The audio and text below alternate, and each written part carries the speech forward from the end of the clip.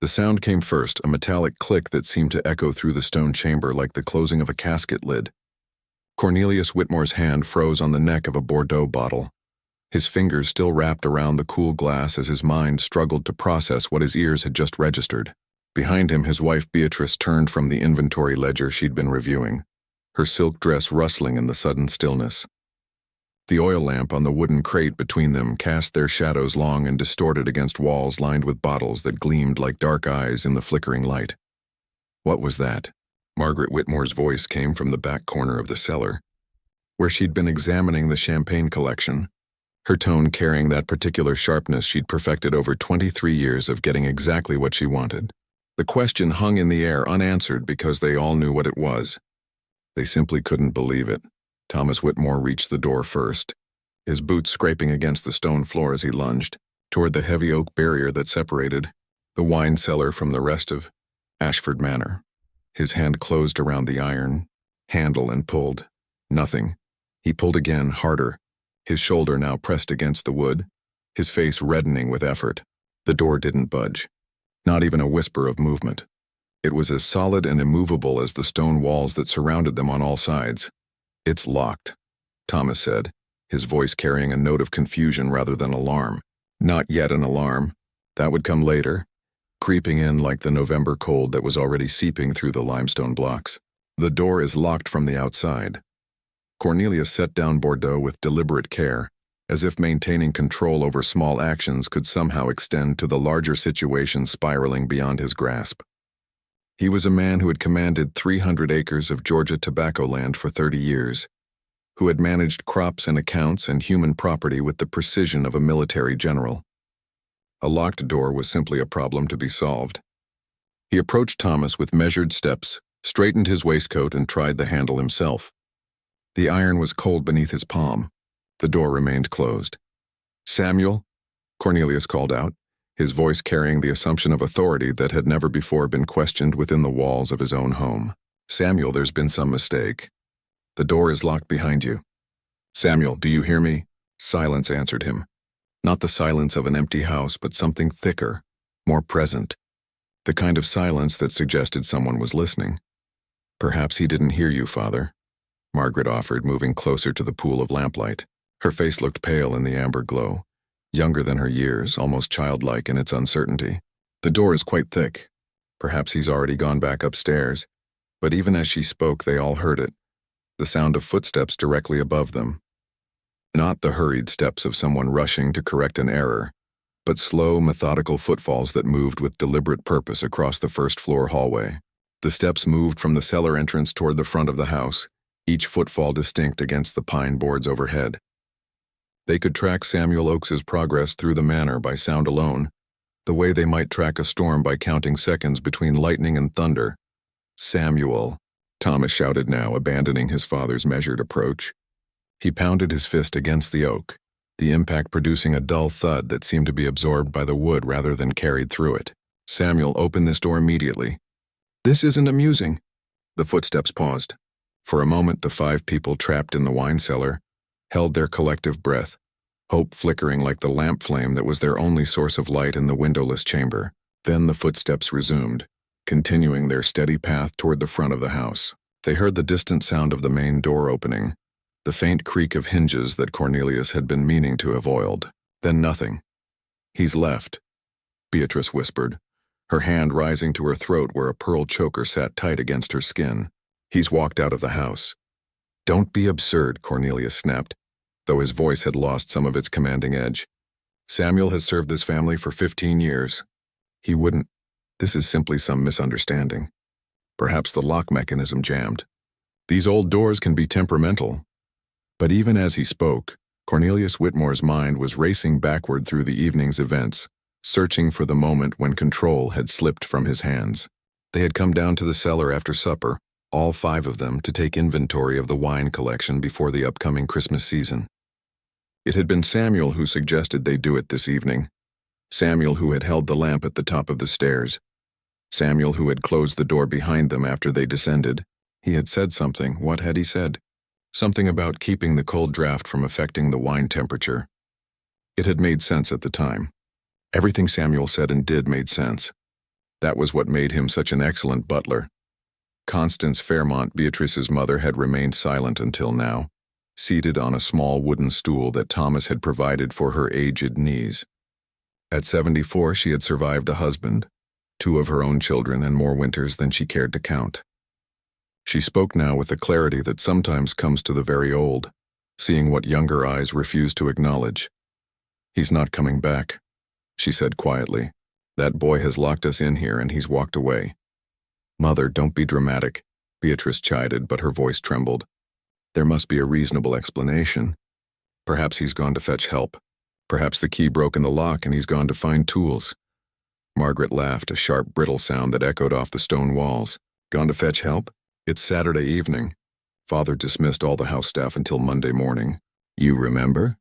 You specifically wanted the weekend free of servants so we could have private family time. There is no help to fetch. There's no one within 5 miles of this house except us and—" She stopped, the implication hanging heavy in the air, and Samuel Oakes, who was no longer in the house at all. Thomas had returned to examining the door, running his hands along the frame, searching for weakness. The oak was old, harvested from the property when Cornelius's father had built Ashford Manor 40 years earlier. 3 inches thick, reinforced with iron bands, fitted into a limestone doorframe with the precision of craftsmen who built things to last generations. The cellar had been designed to protect the Whitmores' valuable wine collection from heat, light, and theft. It had been designed to keep things out. They were discovering it worked equally well at keeping things in. "The hinges are on the outside," Thomas reported, his voice taking on an edge of something that might have been panic. "I can't access them from this side.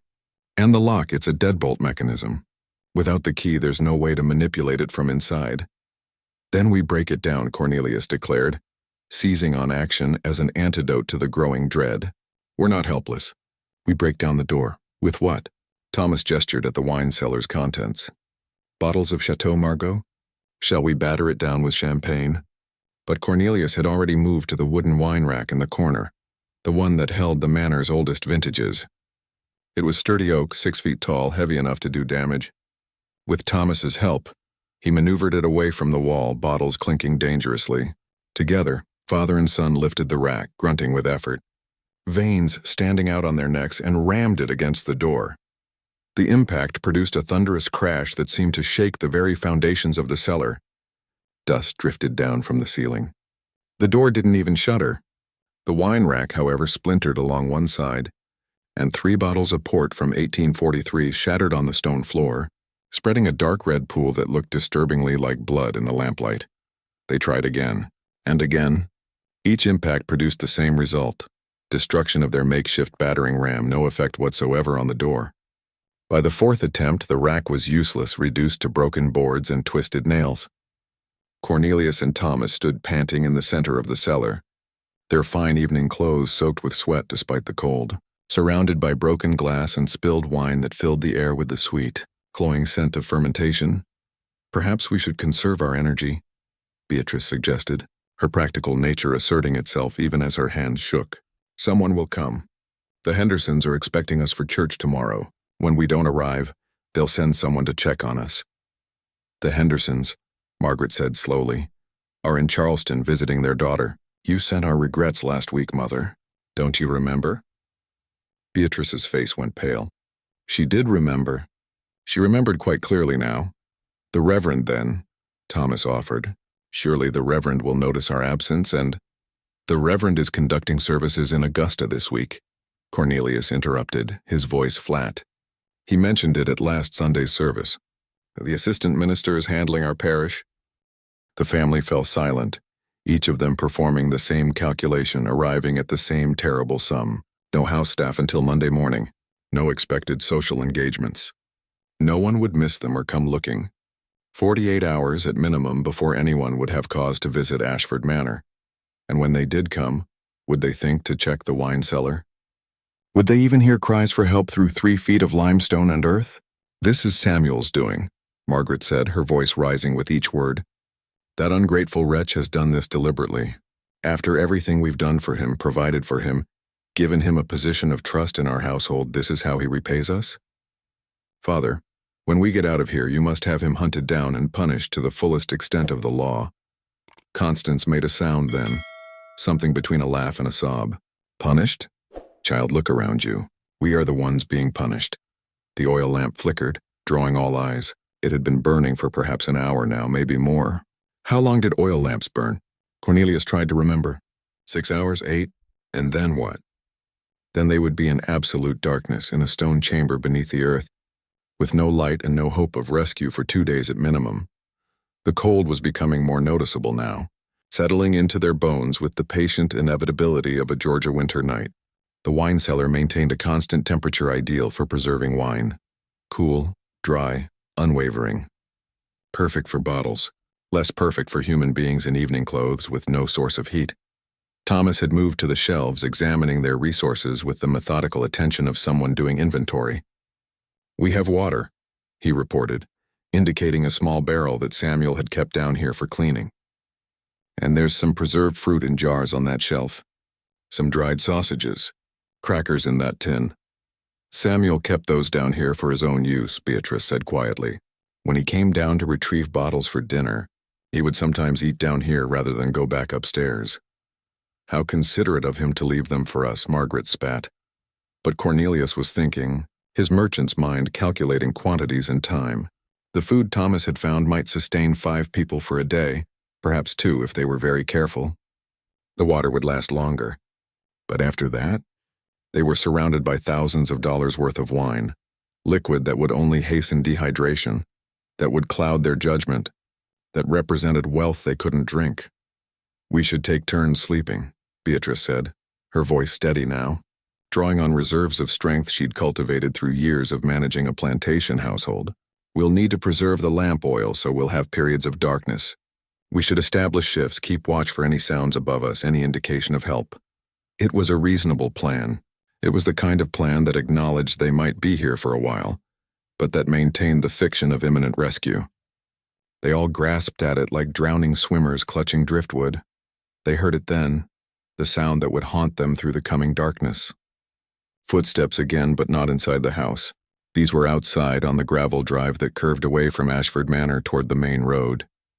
Steady, unhurried footsteps growing fainter with each passing second. Samuel Oakes walking away. Walking toward freedom or vengeance or justice or whatever word he used to describe what he had done. Margaret screamed then, finally, the sound tearing from her throat with the force of recognition.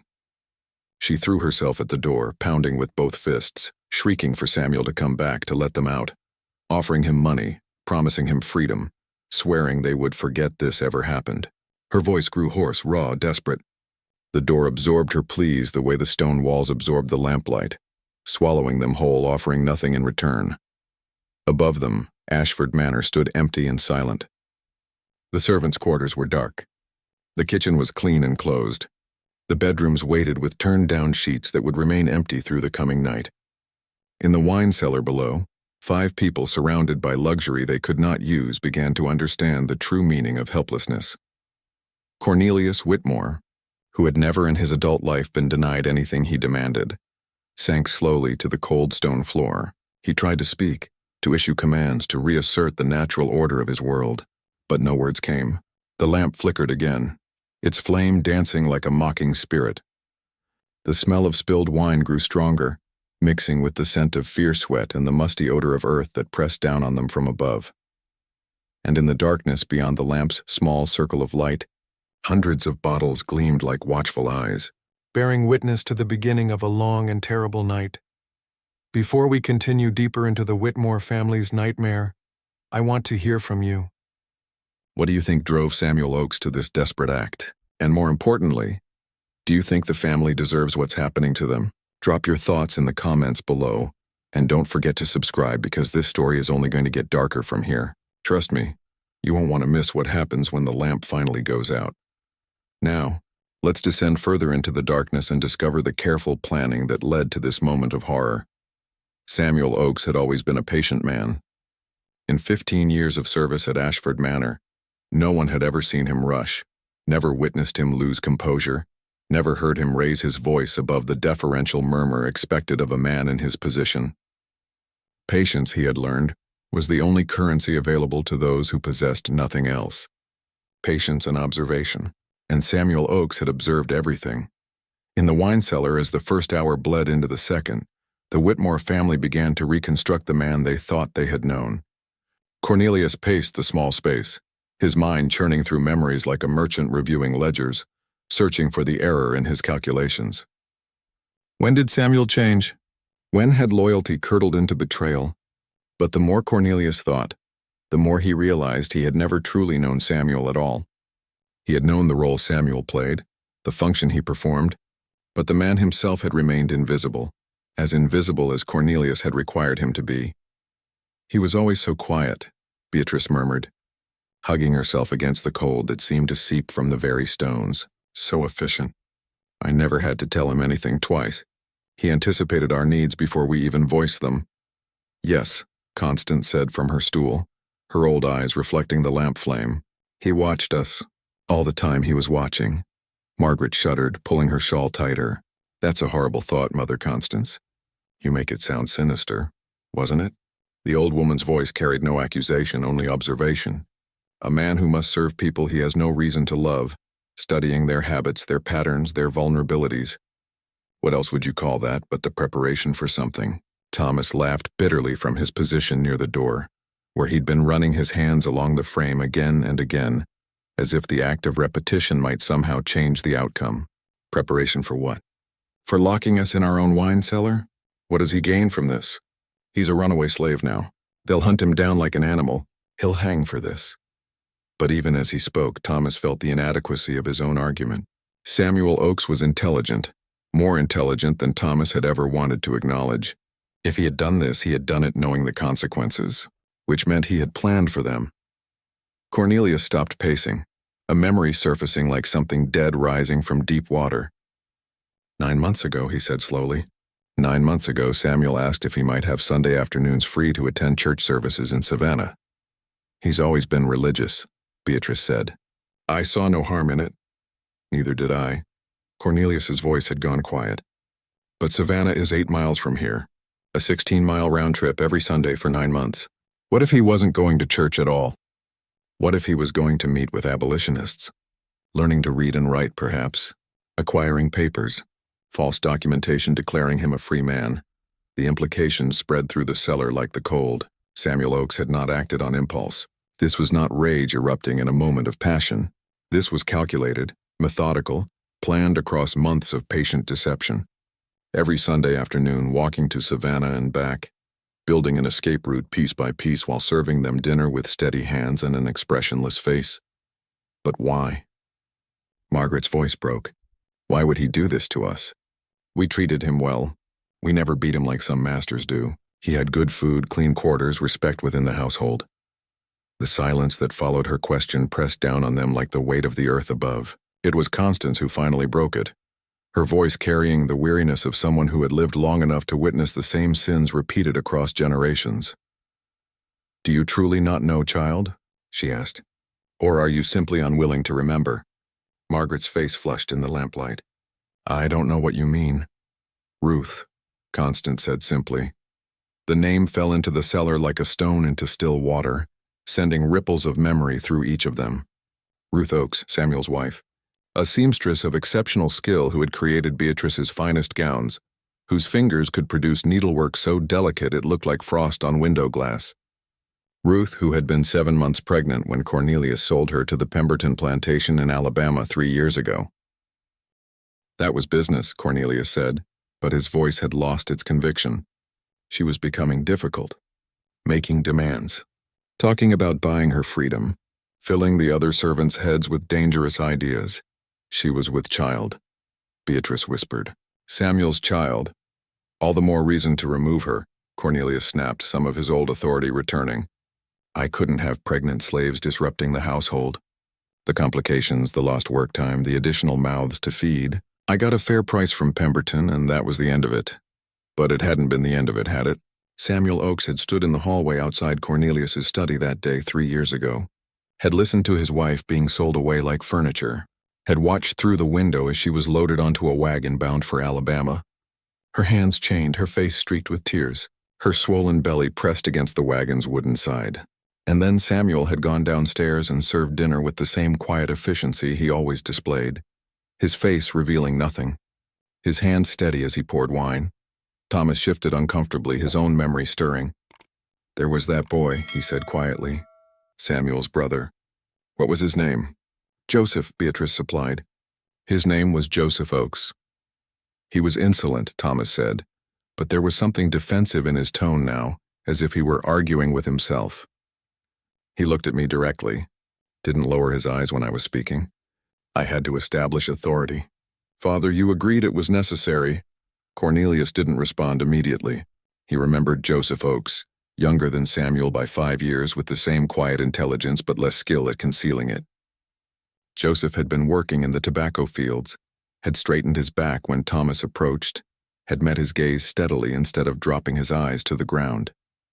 It was a small act of defiance, barely worth noting. Thomas had struck him once, then again. The boy had fallen, hit his head on a rock. Hadn't gotten back up. It was an accident, Thomas said, but his voice had gone hollow. "I didn't mean for him to die. It was just discipline that went too far. These things happen on plantations." Father explained it to the overseer. Everyone understood. Everyone except Samuel Oakes, who had buried his younger brother in the slave cemetery beyond the tobacco fields, had stood over the grave in the rain while Reverend Morrison delivered a perfunctory service, and then had returned to the manor to press Cornelius's shirts and shine his boots and serve his meals as if nothing had changed. Margaret was remembering now, too, her hands clutched in her lap, her fingers twisting the fabric of her dress. Last winter she had hosted a gathering of ladies from Savannah's finest families. They had tea in the parlor, discussing literature and fashion and the upcoming season's social calendar. The conversation had turned, as it often did among plantation wives and daughters, to the management of household slaves. Margaret had been particularly animated that afternoon, entertaining her guests with stories of breeding stock and the amusing complications that arose when slaves got romantic notions above their station. Samuel had been serving that day, moving silently around the room with a silver tray of petit fours and tea. Margaret had noticed him only as one might notice a piece of furniture, present, functional, unremarkable.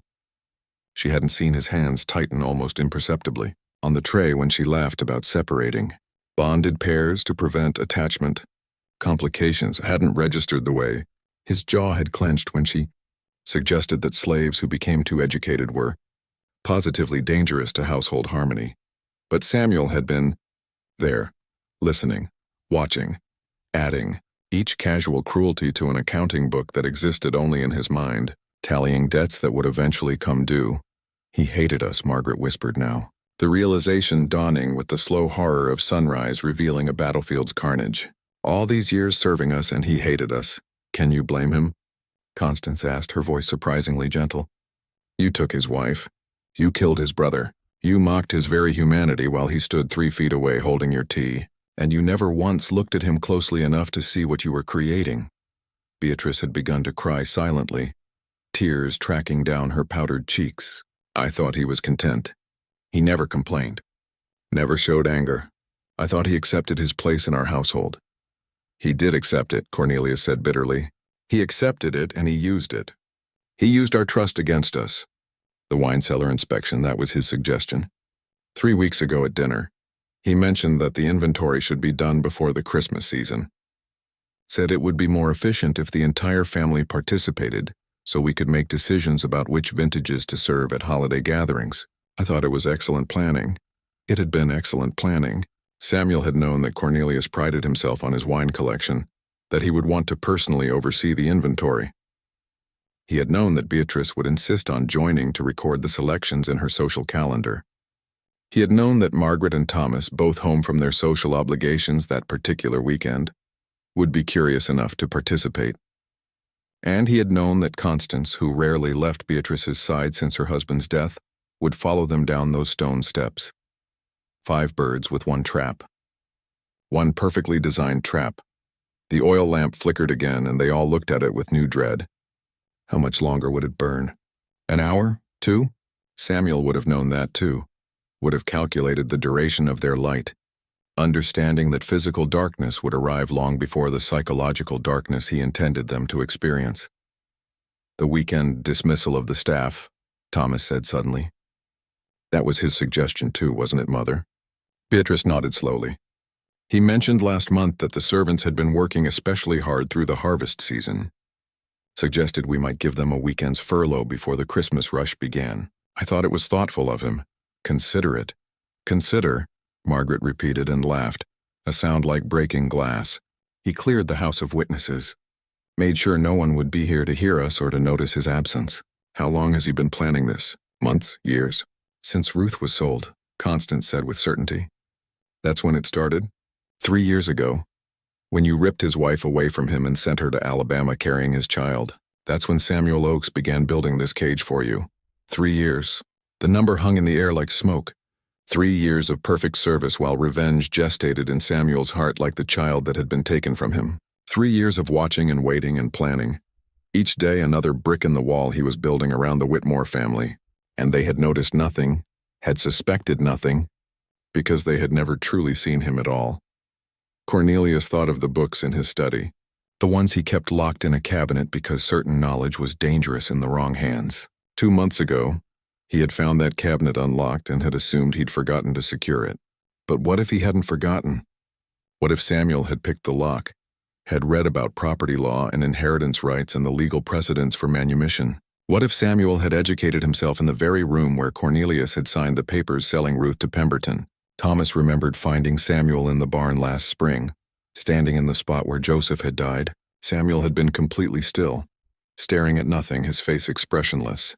When Thomas had barked at him to get back to work, Samuel had turned with that same deferential posture, that same quiet, "Yes, Master Thomas," that he always employed.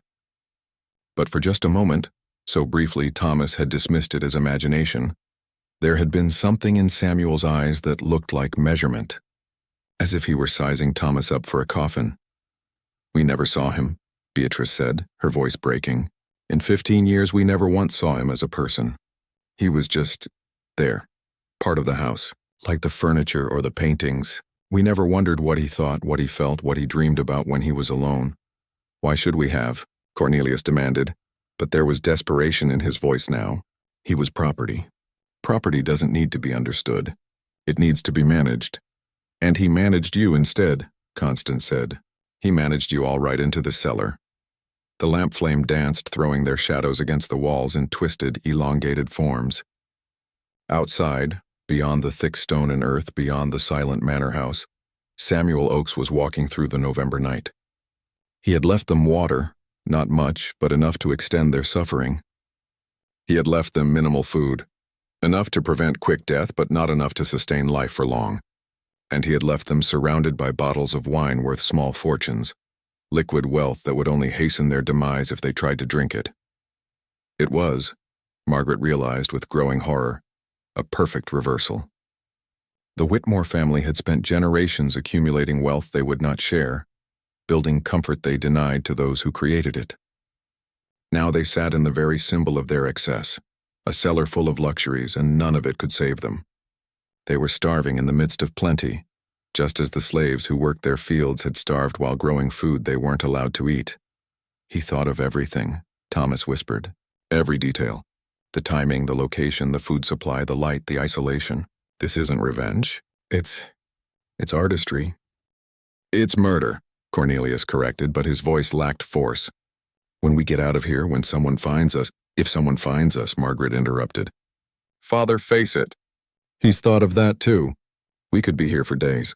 And even if someone does come, even if they search the house, why would they check the wine cellar? The door is locked from the outside. It would look secure. They would assume it's empty." The cold was deeper now, settling into their bones. Beatrice had begun to shiver despite her heavy dress. Constance's lips had taken on a bluish tinge. They had been in the cellar for perhaps 3 hours, and already their bodies were beginning to fail. What would it be like after 12 hours? After 24? After 2 days? Samuel Oakes knew. He had calculated it all with the precision of an architect designing a building. But this building had no exits, no windows, no doors that opened from the inside. It was a monument to patience and pain, constructed over 3 years of silent observation and meticulous planning.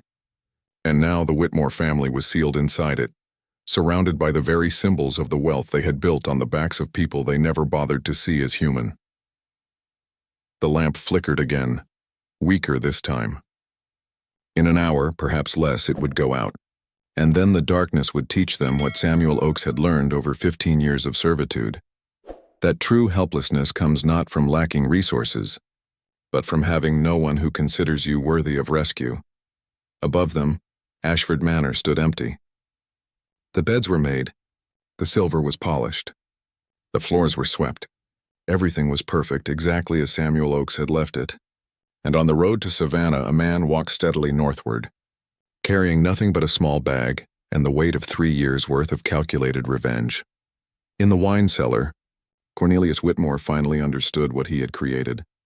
Not a loyal butler, not a faithful servant, but a patient enemy who had turned the very structure of the Whitmore household into a trap that closed with the simple turning of a key.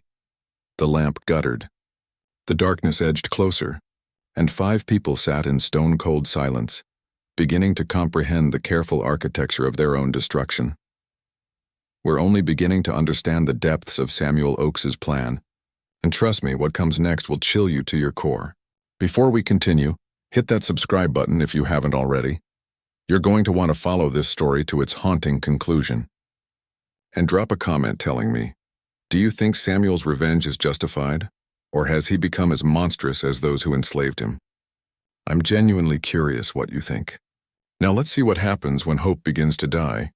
The lamp died at what they estimated was 4 hours into their entombment, though time had already begun to lose meaning in the unchanging cold of the cellar. The flame sputtered twice, flared briefly as if gathering strength for one final protest, then surrendered to the darkness with a whisper of smoke that carried the acrid smell of spent oil. In the space of a heartbeat, the wine cellar transformed from a prison they could see into an absolute void that pressed against their eyes like a physical weight. Margaret screamed. She couldn't help it. The darkness was so complete, so utterly total, that her mind convinced her she had gone blind. She clawed at her face, touching her eyes to confirm they were still open, still functional, but the blackness remained unchanged. No shapes, no shadows, no gradations of gray. Just an endless, suffocating nothing that seemed to erase the boundaries of the cellar itself, making the space feel simultaneously vast and crushingly small. "Everyone stay calm," Cornelius commanded, though his voice shook with the effort of maintaining authority in circumstances that mocked the very concept. "We'll adjust. Human eyes adapt to darkness. In a few minutes we'll be able to see each other again." But they wouldn't. There was no light to adapt to, no faint glimmer from a crack in the door. No ambient glow from anywhere. The wine cellar existed 3 feet below ground. Its walls were solid limestone, its single door sealed tight. This was the darkness of caves, of tombs, of places where light had never been meant to penetrate. This was the darkness Samuel Oakes had sentenced them to, and it would not relent until someone opened that door from the outside. They sat in silence for what might have been minutes or hours, each person an island of warm flesh in an ocean of cold and black. Without sight, their other senses sharpened cruelly. They could hear each other's breathing, Constance's shallow and labored, Thomas's quick with suppressed panic, Beatrice's hitching with barely controlled sobs. They could smell the spilled wine from their earlier attempt to break down the door, mixed with their own sweat and the mineral scent of stone and the faint must of earth pressing down from above. "We should try the door again," Thomas said finally, his voice coming from somewhere to Cornelius's left. Though without visual reference, it was impossible to judge distance. "Now that we've rested, perhaps with fresh strength." "With what?" Cornelius interrupted. "We destroyed the wine rack. What do you propose we use as a battering ram?" "Our bodies. The door is oak reinforced with iron. We might as well try to break through the stone walls themselves." "Then we dig." Thomas's voice had taken on a manic edge. "The floor is dirt in some places. We dig our way out." "Dig to where?" This was Constance, her old voice cutting through Thomas's desperation with brutal practicality. "We're 3 feet underground. Above us is the foundation of the house. The only way out is through that door, and you cannot break it. Accept this." "I will not accept it." Thomas was moving now. They could hear him stumbling in the darkness, his boots scraping against stone. "I refuse to sit here and wait to die because some slave decided to play God with our lives." The sound of Thomas colliding with something, a shelf, perhaps, echoed through the darkness. followed by the crash of bottles hitting the floor. Glass shattered, wine splashed, and Thomas cursed with a vehemence that bordered on hysteria. They heard him drop to his knees, heard the frantic scrabbling of his hands against the floor, searching for something. Anything that might serve as a tool. There must be something, Thomas muttered, his words running together. A nail, a piece of metal, something to pick the lock with. Samuel is just a slave. He's not a genius. There has to be a weakness we can exploit. But Samuel Oakes had been exactly that clever. The wine cellar contained nothing but wine, wooden shelves, and the few supplies he had deliberately left for them. No tools, no implements. Nothing that could be fashioned into a weapon or an escape device. Even the brackets holding the shelves were mortared directly into the stone walls, immovable. Margaret had begun to pray, her voice a whispered litany in the darkness. Our Father who art in heaven, hallowed be thy name. Thy kingdom come, thy will be done. But she stopped abruptly, choked by a realization. God, she whispered. God isn't going to save us. We're being punished. This is divine judgment for our sins. Don't be ridiculous, Beatrice snapped, though her voice wavered. God doesn't work through slaves. This is the work of one evil man, and we will be rescued. Someone will come. Someone always comes, but no one was coming. Not today. Not tomorrow. Monday morning at the earliest, when the house staff would return to find Ashford Manor silent and seemingly empty. Would they search? Would they call for help? Or would they simply assume the family had gone visiting and wait for further instructions? The Whitmores had trained their servants so thoroughly in deference, in not questioning, in staying invisible until summoned. Now that very training might seal their fate. Cornelius had moved to sit beside Beatrice, finding her in the darkness by the rustle of her dress. He took her hand, and she gripped his fingers so tightly it hurt. They sat like that, silent as the cold continued its patient invasion of their bodies. Without the lamp's meager heat, the temperature in the cellar seemed to drop by the minute, 50 degrees perhaps, cold enough to kill given sufficient time. I'm sorry, Cornelius said suddenly, the words barely audible. Beatrice, I'm sorry. The decisions I made, Ruth, Joseph, I thought I was managing the plantation efficiently. I thought I was protecting our interests. I never imagined, do those consequences exist? Constance finished for him. That treating human beings as livestock might eventually provoke a response. What did you imagine, Cornelius? That Samuel would simply accept the destruction of his life with gratitude for your benevolent ownership? Mother, please, Beatrice whispered. Not now. We need to stay united.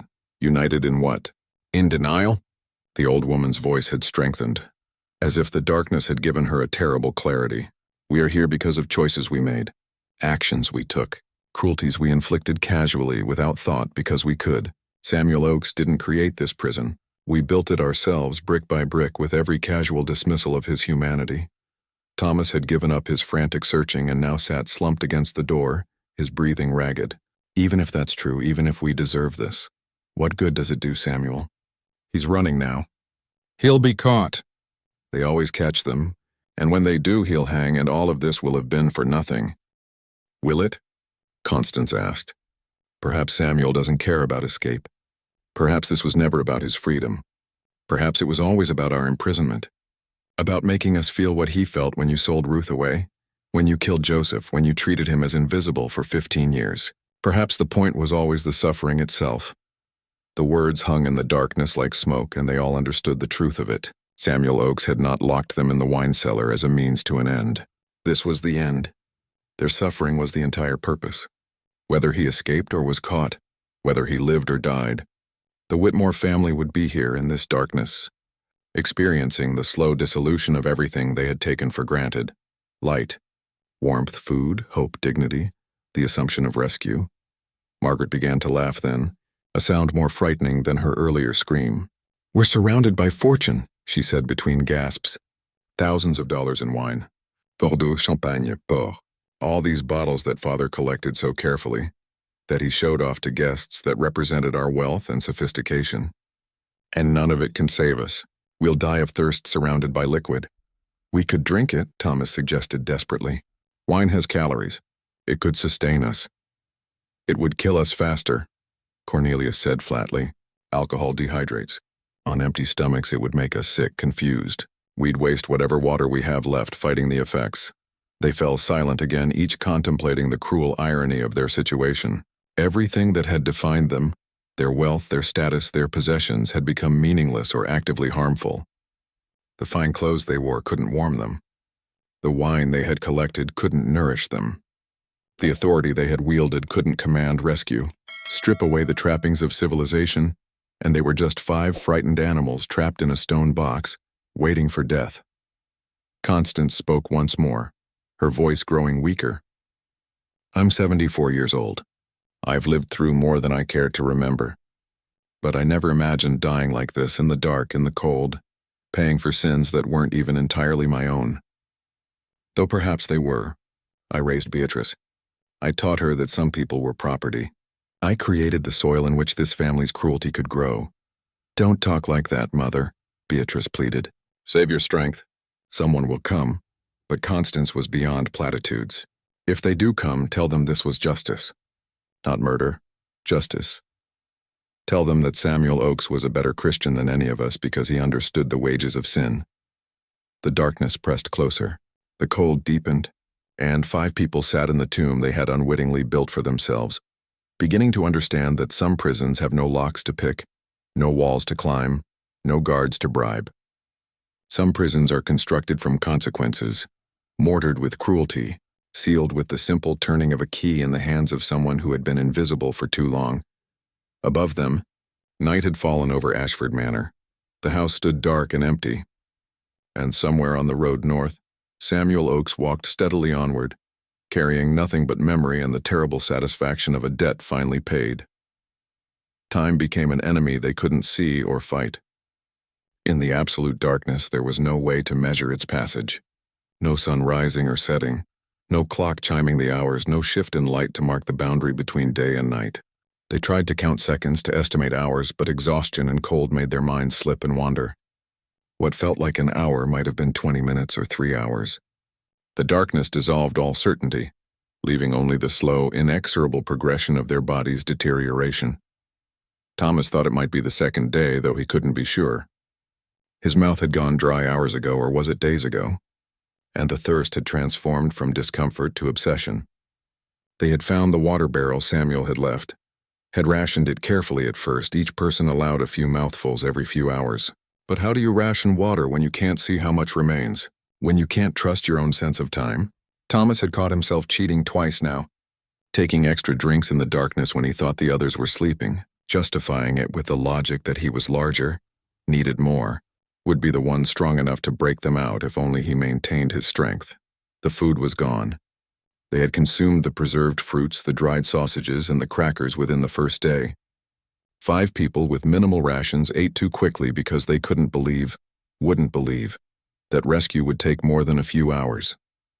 Now their stomachs cramped with hunger, and the gnawing emptiness had progressed from uncomfortable to painful to a constant, consuming ache that made it difficult to think about anything else. Margaret had discovered that hunger had stages, each worse than the last. First came the simple desire to eat, manageable and familiar. Then the stomach pains, sharp and insistent. Then the weakness, the way her limbs felt distant and unresponsive. Then the obsessive thoughts, the way her mind conjured memories of meals with hallucinatory vividness. Christmas dinner with roasted goose and buttered potatoes, summer picnics with cold chicken and fresh bread, even simple breakfasts of eggs and toast that she had consumed thoughtlessly 1,000 times. Now those memories were torture, and she couldn't stop her mind from cataloging every meal she had wasted, every plate she had pushed away half-finished, every time she had complained that the cook had oversalted the soup or undercooked the beef. They were surrounded by wine. Hundreds of bottles, thousands of dollars worth, and it might as well have been poison. Cornelius had been right. Drinking it would only accelerate their deaths. But the temptation was maddening. To be dying of thirst while surrounded by liquid, to hear the gentle clink of bottles when someone moved in the darkness, to smell the sweet fermented scent of the wine they had spilled. It was psychological torture of the most refined sort, and Samuel Oakes had designed it perfectly. Beatrice had tried to maintain some semblance of routine, of civilization. She insisted they continue taking turns keeping watch, though for what they were watching in absolute darkness no one could say. She tried to lead them in prayer at what she estimated were morning and evening, though her voice grew weaker each time, the words increasingly hollow. How do you pray for rescue when God seems to have turned his face away? How do you maintain hope when every hour brought fresh evidence of its futility? Constance had stopped speaking entirely. She sat in her corner. They had each claimed a section of floor, navigating by memory and touch, and her breathing had grown shallow and irregular. Sometimes they heard her whimper softly, small sounds of pain that she tried to suppress.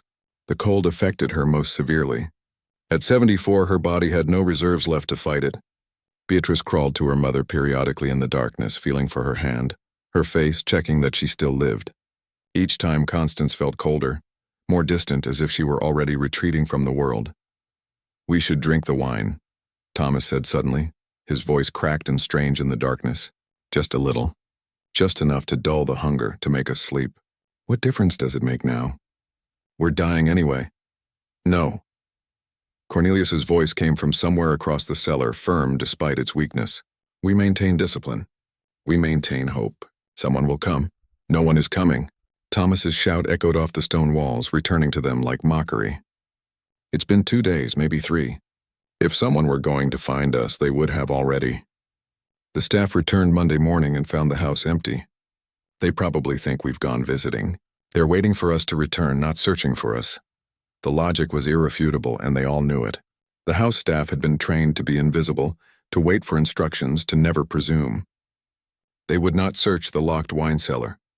They would not break down doors. They would simply wait, confused but obedient, for the Whitmore family to reappear and tell them what to do. Margaret had begun to cry, though her dehydrated body produced no tears. Dry sobs racked her frame, painful and exhausting. "I don't want to die like this," she gasped. "Not in the dark. Not slowly. Not knowing that he's out there somewhere free while we rot in our own cellar." "He's not free," Cornelius said, clinging to this certainty like a drowning man clutching debris. "Runaway slaves are never free. They're hunted. They're caught. They're punished. Samuel Oakes will face justice for what he's done to us. Will he?" Beatrice's voice was barely a whisper. "Or will he simply disappear? Become someone else? Live the life that we denied him? While we die here in the dark, paying for sins we didn't even think were sins?" The cold had become more than discomfort now. It was a presence, an entity, something that lived in the cellar with them and fed on their warmth. They huddled together sometimes, forgetting propriety and dignity, simply pressing close to share body heat. But they were all growing colder, their core temperatures dropping degree by degree. Hypothermia worked slowly in 50-degree temperatures, but it worked with absolute certainty. Combined with dehydration and starvation, it was only a matter of time. Thomas had found the corkscrew again, running his hands along the shelves in the darkness until his fingers closed around the familiar shape. He held it now, feeling its weight, its sharp spiral point. He hadn't spoken aloud what he was thinking, but the others seemed to sense it anyway. There were 5 of them and limited resources. If some of them were gone, the rest might survive longer. It was simple mathematics, cold and merciless as the cellar itself. "Don't," Cornelius said quietly, as if reading his son's thoughts. "Don't even consider it. We remain human. We remain civilized. That's what separates us from what?" Thomas interrupted. "From Samuel. From the slaves we owned. Father, civilization is a luxury we can no longer afford. Civilization requires food, water, warmth, and hope. We have none of those things." "We have each other," Beatrice insisted, though her voice shook. "We have our family, our dignity, our faith that God will deliver us from this trial." But God seemed very far away in the darkness. Further with each passing hour, each degree of temperature loss, each painful contraction of their empty stomachs. If this was a trial, what was its lesson? That cruelty breeds cruelty? That the invisible eventually becomes visible? That every action has consequences, even if those consequences take years to arrive? Constance made a sound then, a long, rattling breath that seemed to catch in her throat. Beatrice crawled to her in the darkness, calling her name, feeling for her face. The old woman's skin was cold as the stone floor, her pulse barely perceptible beneath papery skin. "Mother?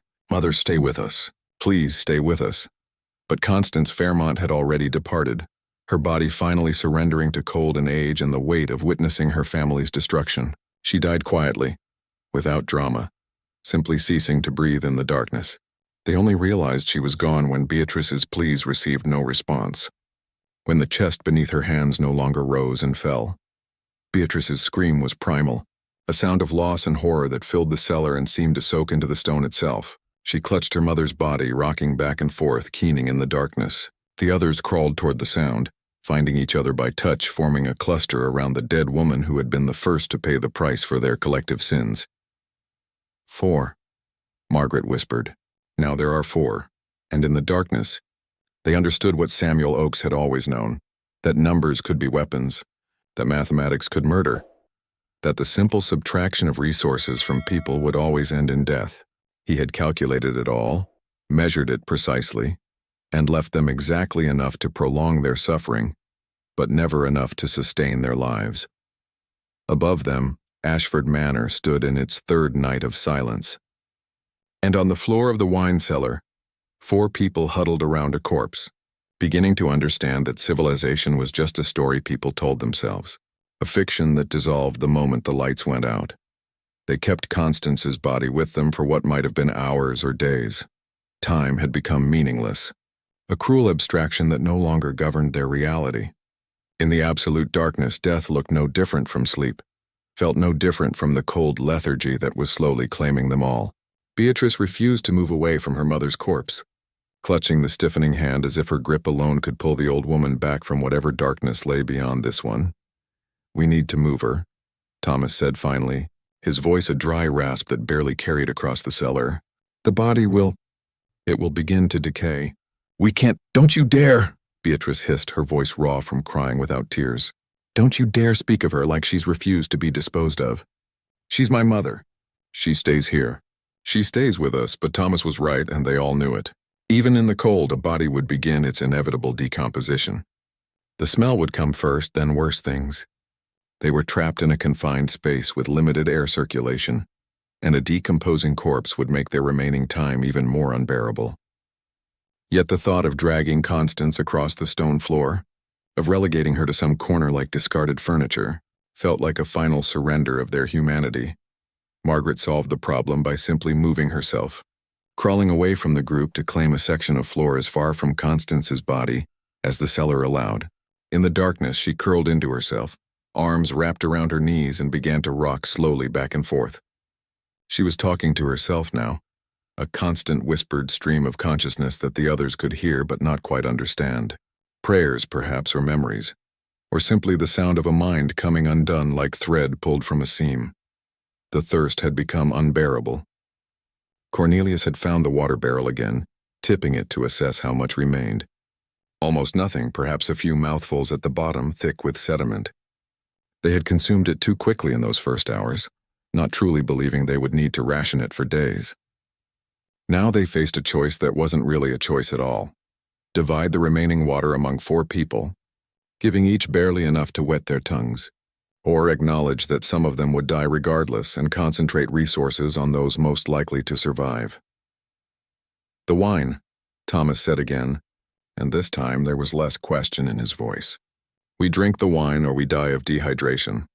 Those are our only options now." Cornelius wanted to argue, wanted to maintain the discipline that had governed his life, but his throat was so dry he could barely swallow. His lips had cracked and bled. His tongue felt swollen, foreign in his mouth. The thirst had progressed beyond discomfort, beyond pain, into a kind of madness that made it difficult to think about anything else. Water, liquid, relief. The need was primitive, overwhelming, absolute. "1 bottle," he conceded finally. "We share 1 bottle among us, slowly, small sips. It may buy us another day." Thomas was already moving in the darkness, his hands finding the nearest shelf, closing around a bottle's neck. He had no idea what vintage he'd selected, what year, what vineyard. The labels that Cornelius had obsessed over were invisible now, meaningless. All wine was the same in the dark, liquid that might sustain or might kill, and at this point the distinction hardly mattered. The sound of the cork pulling free was obscenely loud in the silence. Then the smell hit them, rich, complex, the bouquet of aged wine that in any other circumstance would have been appreciated, savored.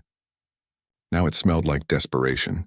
Thomas drank first, tilting the bottle to his lips, forcing himself to take only a small mouthful even though every instinct screamed to drain it. The wine hit his empty stomach like acid, burning, nauseating, but wet. God, it was wet. He passed the bottle to Cornelius, who drank, and passed it to Beatrice, who hesitated before pressing it to her lips. The wine tasted wrong on her dehydrated tongue, too sweet, too strong, but she forced herself to swallow.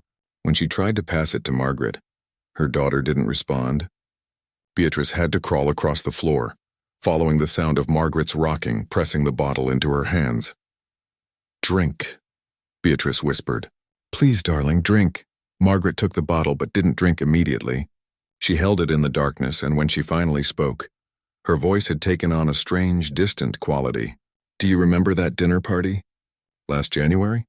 When I told that story about the breeding program at the Morrison plantation, how they were pairing slaves like livestock to produce strong field hands."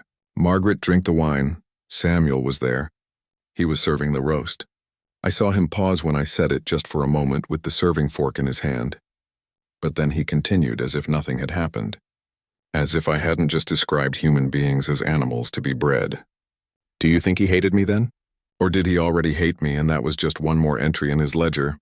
It doesn't matter now, drink. That's all that matters." Margaret laughed, the sound cracking in her throat. "We're dying because of the things we did, the things we said, the things we never even thought were wrong. We're being judged, Mother, and the verdict is death." She drank then, a long pull that made Beatrice gasp and reach for the bottle. But Margaret held on, drinking again, then again, until Beatrice wrestled it away from her. Half the bottle was gone, their carefully rationed supply consumed in moments of desperate greed. "You selfish girl." Beatrice's hand connected with Margaret's face in the darkness, the slap echoing off stone. "You've killed us all." Margaret laughed again, wild and uncontrolled. "We were already dead, Mother. We died the moment that lock turned. We just didn't know it yet." The wine worked quickly on their empty stomachs. Within minutes they felt dizzy, disconnected, their thoughts fuzzy and unreliable. Thomas found himself giggling at nothing, then crying, then unsure which emotion he was expressing. Cornelius tried to stand and immediately collapsed, his legs refusing to support his weight. The alcohol poisoned their dehydrated systems, making everything worse while providing the illusion of relief. Beatrice crawled back to her mother's body and lay down beside it, curling against the cold corpse as if seeking comfort. "I'm sorry," she whispered to the darkness. "Mother, I'm so sorry. You tried to teach us better. You tried to warn us, but we wouldn't listen. We never listened." Thomas had found the corkscrew again. He held it in the darkness, feeling its weight, its sharp spiral point pressing against his palm. The hunger had progressed beyond pain into hallucination. He saw lights in the darkness, impossible lights, stars and candles and the warm glow of the dining room where he had eaten 1,000 meals he never appreciated. He heard voices, his dead brother Joseph speaking to him in reproach, Samuel Oakes whispering calculations in his ear, his grandmother Constance reciting scripture about reaping what you sow. "There's a way," he said aloud, his voice slurred from the wine. "There's a way for some of us to survive longer." "Stop," Cornelius commanded, though his voice had lost its authority. "Don't speak of it. Don't even think of it. Why not? We've already crossed every other line. We owned people. We separated families. We killed them when they displeased us. What's one more transgression when we're already damned?" The unspoken suggestion hung in the darkness like smoke. Constance's body lay cooling in the corner. One person dead meant more resources for the others, more air, more space, and if they were desperate enough. But no. They couldn't. They wouldn't. That boundary was too fundamental to cross even now, except hunger had its own logic. Starvation made animals of men, stripped away the veneer of civilization, reduced them to the same base calculations of survival that governed every living thing. How many days had it been? 3, 4? How many more could they endure? And what would they be willing to do when the end was close enough to see? Margaret had stopped rocking and now lay still in her corner, either sleeping or unconscious or perhaps already following her grandmother into death. Her breathing was shallow, irregular. The wine had hit her hardest, or perhaps she had simply reached her limit first, the weakest link breaking under pressure. "We could call for help one more time," Beatrice suggested, her voice thick with wine and despair. "All together. As loud as we can. Maybe someone will hear." They tried. 4 voices, hoarse and weak, raised in unison, screaming for help that would not come. The sound was pathetic, broken, the cries of wounded animals dying in the dark. The stone walls absorbed their pleas and gave nothing back. Above them, Ashford Manor remained silent. If the house staff had returned, if anyone was searching, they gave no sign. The Whitmores' voices died away, leaving only the sound of labored breathing and the distant drip of water somewhere in the darkness. Water they couldn't reach, mocking them with its inaccessibility. Cornelius felt consciousness slipping away, the wine and exhaustion and dehydration dragging him down into darkness within darkness. His last coherent thought was of Samuel Oakes walking away from the manor, free in a way that Cornelius had spent his entire life ensuring no slave would ever be. In the end, Samuel had won not through violence but through patience, not through escape but through the perfect construction of a cage from which there was no exit. The cellar descended into silence broken only by breathing. 4 people still alive, still conscious but fading by degrees. The wine had bought them nothing but confusion and faster deterioration. The mathematics of starvation continued their inexorable calculation, subtracting strength and hope and humanity in equal measure. And in the darkness, something fundamental had shifted. They were no longer a family. They were no longer civilized people facing an unfortunate circumstance. They were animals in a trap, and the animal mind was beginning to consider options that the civilized mind had always deemed unthinkable. Above them, night had fallen again over Ashford Manor, or perhaps it was day. In the wine cellar, such distinctions had ceased to matter. Samuel Oakes walked north through Georgia with the patience of a man who had spent 15 years learning to wait. He moved only at night, sleeping during daylight hours in abandoned tobacco barns or beneath the sheltering canopy of pine forests that lined the Augusta Road. The November air was cold but not unbearable, and he had prepared for this journey with the same meticulous care he had applied to everything else. In his small canvas bag he carried dried meat, hardtack, a water flask, and documents that identified him as Samuel Douglas, a free man of color from Charleston, traveling north to Philadelphia to join family. The papers were forgeries, of course, created over months of careful work in the hours after the Whitmore family had retired each night. Samuel had taught himself to read using books stolen from Cornelius's study, had practiced penmanship by copying legal documents he found in desk drawers, had studied the precise language and stamps required to make free papers appear authentic. Every Sunday afternoon for 9 months he had walked to Savannah not to attend church, but to meet with abolitionists who provided him with materials, advice, and the template for creating a new identity. He thought of Ruth as he walked, as he always did. 3 years after Cornelius Whitmore had sold her to the Pemberton plantation in Alabama, separating them with 400 miles and the absolute power of ownership, Samuel had no way of knowing if she still lived, if their child had been born, if she thought of him as he thought of her. The uncertainty was its own form of torture, but it had also been his fuel. Every night serving dinner to the people who had destroyed his life, he had thought of Ruth. Every morning pressing Cornelius's shirts, he imagined her face. Every moment of enforced invisibility had been endured by holding her memory like a candle in darkness. And Joseph, his younger brother, who had committed the crime of looking Thomas Whitmore in the eye, had paid for that moment of dignity with his life. Samuel had stood over Joseph's grave in the rain and made a promise, not to God, who seemed to look away from the suffering of slaves, but to something deeper and more personal. Justice, if the law would not provide it. Revenge, if that was the only currency available. The Whitmores had made it easy. They had trusted him so completely, relied on him so thoroughly that they had become predictable. Samuel knew their schedules, their habits, their weaknesses. He knew that Cornelius prided himself on his wine collection and would want to personally supervise any inventory. He knew that Beatrice would insist on joining to record selections in her social calendar. He knew that Margaret and Thomas, both adults but still living at home, would be curious enough to participate. He knew that Constance rarely left Beatrice's side. 5 birds with 1 stone. One perfectly designed trap. The wine cellar had been the obvious choice. Solid stone construction, 3 feet underground, 1 exit, walls thick enough to muffle any sound. Samuel had tested it himself, locking the door and having another slave shout from inside while he stood in the hallway above. Nothing. Not even a whisper penetrated those limestone walls. He had measured the food and water carefully, enough to prevent quick death from thirst, not enough to sustain life for more than a few days. He wanted them to suffer, to feel the slow erosion of hope, to understand what it meant to be helpless and invisible and disposable. Samuel felt no triumph as he walked. No satisfaction, no sense of victory. He felt hollow, emptied as if the act of revenge had carved something essential from his chest and left only a void. He had imagined this moment for 3 years, had planned every detail, had anticipated the satisfaction of knowing the Whitmores were suffering as he had suffered. But now that it was done, he felt only the terrible weight of what he had become. Behind him, days ago now, Ashford Manor stood silent. The house staff had returned Monday morning as scheduled, confused to find the manor empty but assuming the family had gone visiting without informing them. This happened sometimes.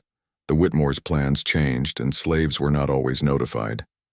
The staff cleaned, prepared meals that no one ate, waited for instructions that never came. Tuesday arrived, then Wednesday, and still no family. The anxiety among the servants grew, but none dared to make decisions above their station. None thought to check the locked wine cellar. It was Thursday afternoon when the Henderson family, having heard nothing from the Whitmores in over a week, sent their eldest son to investigate. Young Robert Henderson found the house staff paralyzed by uncertainty, the manor pristine but empty, an unsettling silence hanging over everything like fog. He questioned the servants, searched the house, and found nothing unusual. The beds were made, the silver was polished, everything was in perfect order. It was the smell that finally led him to the wine cellar, a faint, unpleasant odor seeping from beneath the locked door. Robert called for the house slaves to bring tools, and together they broke the lock that Samuel Oakes had turned 6 days earlier. The door swung open and the smell hit them like a physical blow, death and excrement and the sour stench of spilled wine and human decay. What Robert Henderson found in that cellar would haunt him for the rest of his life. 5 bodies in various states of death, though when he stumbled in with a lantern he initially thought all were corpses. Constance Fairmont lay in one corner, clearly dead for days, her body already showing signs of decomposition. Beside her, Beatrice Whitmore had curled against her mother's corpse and died there, her arms still wrapped around the old woman. Margaret Whitmore lay alone in the opposite corner, her face peaceful as if she had simply fallen asleep and never woken. Cornelius and Thomas Whitmore were a different story. They lay near the door, and for a moment Robert thought they were embracing. Then he saw the blood, dried black on the stone floor, and the corkscrew still clutched in Cornelius's hand, and he understood with sick horror what had happened in those final hours. Father and son had turned on each other, whether fighting over the last of the water or simply driven mad by hunger and desperation, no one would ever know. Both had sustained wounds. Both had died from blood loss or the infections that followed, or simply from the cumulative effects of cold and starvation and despair. The investigation that followed was cursory at best. Ashford Manor's wine cellar had claimed 5 members of one of Georgia's most prominent families, and the authorities needed someone to blame. The obvious suspect was Samuel Oakes, the butler who had vanished the same weekend the Whitmores had disappeared. A murderer, they declared, a slave who had locked his masters in the cellar and fled, probably to join abolitionists in the North. Wanted posters went up across Georgia, offering a substantial reward for Samuel's capture. His description, tall, well-spoken, bearing scars on his back from a whipping administered 10 years earlier, was circulated to sheriffs and slave catchers throughout the South. But Samuel Douglas, free man of color traveling north with authentic-looking papers and a quiet demeanor that drew no attention, moved through the checkpoints without incident. No one looked too closely at just another black man heading north. There were thousands like him, and the authorities' attention was already divided among too many runaways. Samuel reached the Maryland border 3 weeks after leaving Ashford Manor. He stood at the edge of a field at dawn, looking back south toward Georgia, toward the plantation where Ruth might still be living, toward the grave where Joseph lay buried, toward the wine cellar where 5 people had paid with their lives for sins they had committed casually, without thought, without remorse until it was far too late. He felt nothing. Not satisfaction, not guilt, not the cleansing rush of justice served. He felt only exhausted, ancient, as if he had lived 100 years in the past month. The Whitmores were dead, but Ruth was still enslaved. Joseph was still on the ground. Samuel was technically free, but would spend the rest of his life looking over his shoulder, waiting for the slave catcher's hand on his collar, the rope around his neck.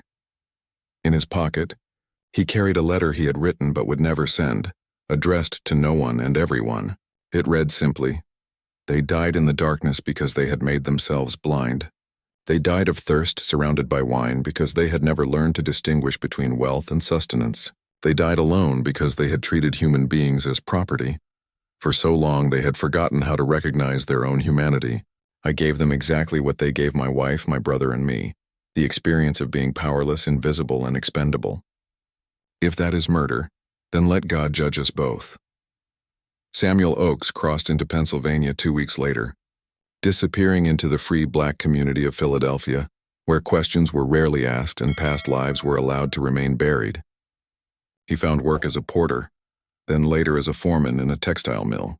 He never married again, never spoke of his past, never revealed that he was the Samuel Oakes wanted for the Whitmore murders in Georgia. He lived quietly, attended church regularly, and died 30 years later of pneumonia, taking his secrets to a grave marked only with the name Samuel Douglas. In Georgia, the Whitmore tragedy became a cautionary tale whispered among plantation owners. Some said it proved that slaves could never be trusted, that even the most loyal could turn murderous without warning. Others more quietly suggested that perhaps the Whitmores had pushed too far, treated their property too harshly, and failed to maintain the benevolent paternalism that supposedly kept the slave system functioning. But very few asked the question that Samuel Oakes had forced them to confront. What happens when invisible people become visible? What happens when the powerless discover that they possess the ultimate power, the power to walk away and let consequences unfold in their absence? Ashford Manor stood empty for 2 years before being sold to a family from Charleston who knew nothing of its history. The wine cellar was cleaned, the bloodstains scrubbed from the stone floor, the door replaced with one that locked from the inside as well as out. The new owners used it for storage, never for wine. Slaves who worked in the house reported hearing sounds from below, scratching, whispering, the phantom echo of voices calling for help that would never come. Whether these sounds were real or imagined, products of guilt or genuine haunting, no one could say with certainty. But on cold November nights, when the wind blew through the empty hallways of the manor, the house staff swore they could hear it. 5 voices raised in desperate chorus, screaming into darkness that would not answer, begging for mercy from stone walls that had none to give. And beneath it all, quieter but unmistakable, the sound of measured footsteps walking away, steady, calm, deliberate, the sound of a man who had finally become visible by making himself disappear. The wine cellar had kept its secrets. The Whitmores had kept theirs until the moment when secrets could no longer be contained. And Samuel Oakes, walking north toward an uncertain freedom, carried the weight of 5 lives and the knowledge that some doors, once locked, can never truly be opened again. Justice or murder, revenge or righteousness, in the end, perhaps they were all the same thing, distinguished only by which side of the locked door you happened to stand on. The darkness swallowed everything equally after all. And in the silence after the screaming stopped, there was no difference between master and slave, between the powerful and the powerless. There was only the cold, the stone, and the eternal truth that every action has consequences, even if those consequences take years to arrive and manifest in ways no one could have predicted. Above them all, indifferent and eternal, the Georgia sky stretched endlessly onward, offering no judgment and no mercy, only the patient turning of seasons and the slow erosion of all things human into dust and memory and stories told in whispers to warn the living that some debts can never be forgiven, only paid in full. And so ends the haunting tale of Samuel Oakes and the wine cellar that became a tomb. The story of Ashford Manor reminds us that history is written not just by the powerful, but sometimes by those who were forced into invisibility, those who watched, waited, and remembered every transgression until the moment came to balance the scales. Whether Samuel's actions constitute justice or murder is a question each of us must answer for ourselves. But one thing is certain: the Whitmore family paid the ultimate price for treating human beings as property. If this story left you unsettled, disturbed, or thinking deeply about the darkness that humans are capable of inflicting on one another, then it has done its job. Please subscribe to this channel for more macabre tales drawn from the shadows of history. Drop a comment below telling me your thoughts. Did Samuel Oakes achieve justice, or did he become as monstrous as those who enslaved him? There's no easy answer, and I genuinely want to hear your perspective. And if you're hungry for another journey into historical horror, check out my video on Suggest Another Macabre Story from History. It's a tale that will make the wine cellar seem almost merciful by comparison. Until next time, remember, the past is never truly buried. Sometimes it's just waiting in the darkness, counting the days until the lock finally turns. Sleep well, if you can.